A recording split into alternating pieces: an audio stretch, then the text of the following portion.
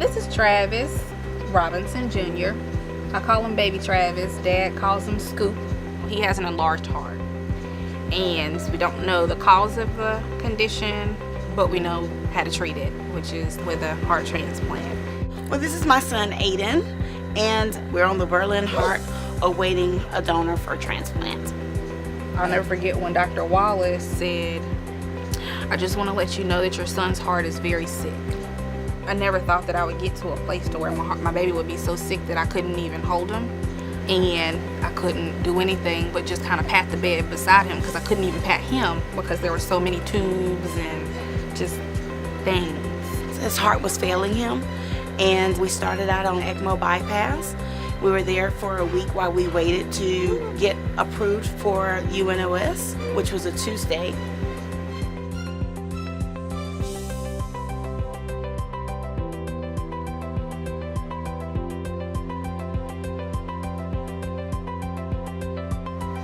The following Monday, we were approved and went to surgery, where now Aydan has the Berlin heart.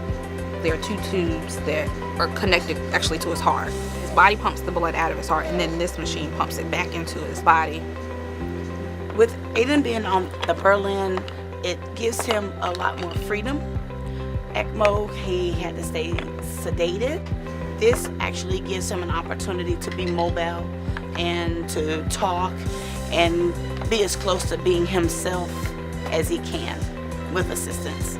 I knew that it was something that he needed in order to maintain him until he could get a heart. It was a long process compared to where he was and where he is now. It's just a complete turnaround. I mean, aside from the pump and the ICUS that follows him everywhere he goes, he's like a baby, a normal baby.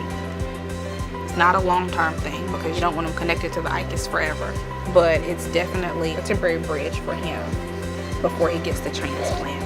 It's helped him to get where he is, and he looks like the baby that I knew before we got here, so I'm okay with that decision.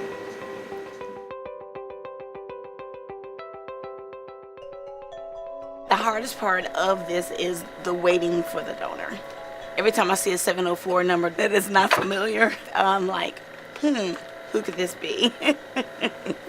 For this process, it's like I can do everything I can, but none of this is in my control. So it could be 5 minutes from now we get the phone call. It could be 5 days. It could be 5 months. I don't know. And then the fact of knowing that I'm waiting on someone else to lose their child for my child to live is the hardest thing for me, because you don't want to pray for somebody to lose their child knowing what that means for, us.